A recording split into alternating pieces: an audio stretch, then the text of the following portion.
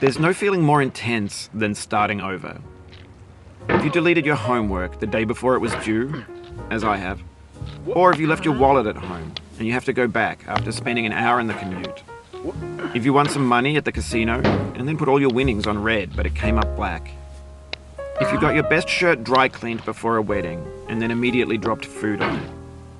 If you won an argument with a friend and then later discovered that they just returned to their original view. Starting over is harder than starting up. If you're not ready for that, like if you've already had a bad day, then what you're about to go through might be too much. Feel free to go away and come back. I'll be here. Alright, thanks for coming with me on this trip. I'll understand if you have to take a break at any point. Just find a safe place to stop and quit the game. Don't worry, I'll save your progress, always, even your mistakes. This game is a homage to a free game that came out in 2002, titled Sexy Hiking. The author of that game was Jazzuo, a mysterious Czech designer who was known at the time as the father of B games. And B games are rough assemblages of found objects. Designers slap them together very quickly and freely, and they're often too rough and unfriendly to gain much of a following. They're built more for the joy of building them than as polished products. In a certain way, Sexy Hiking is the perfect embodiment of a B game.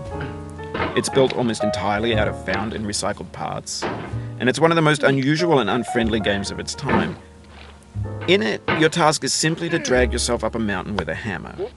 And that act of climbing, in the digital world or in real life, has certain essential properties that give the game its flavor. No amount of forward progress is guaranteed. Some cliffs are too sheer or too slippery. And the player is constantly, unremittingly in danger of falling and losing everything.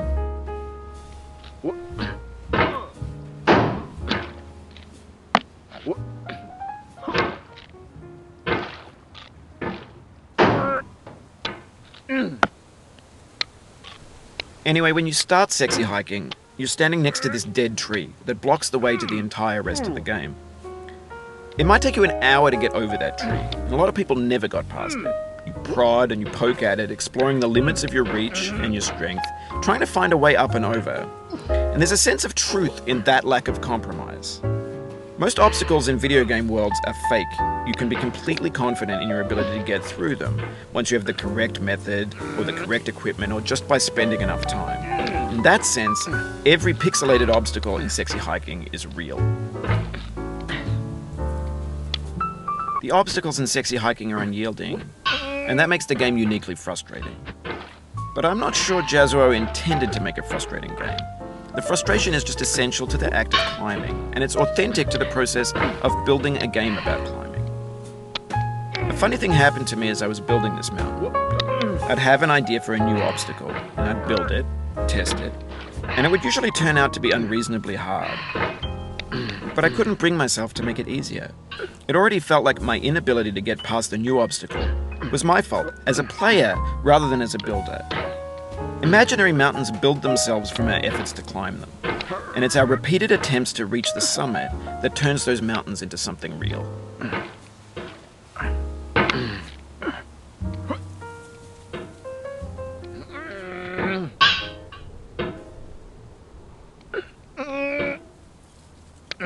When you're building a video game world, you're building with ideas. And that can be like working with quickset cement. You mold your ideas into a certain shape that can be played with, And in the process of playing with them, they begin to harden and set until they're immutable, like rock. And at that point, you can't change the world. Not without breaking it into pieces and starting fresh with new ideas.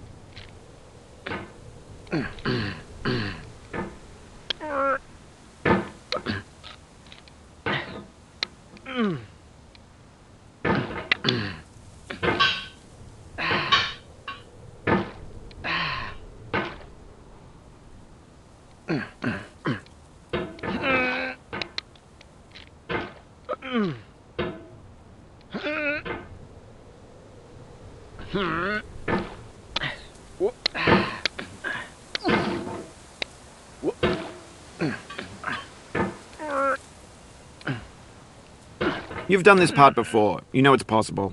Just do what you did the first time.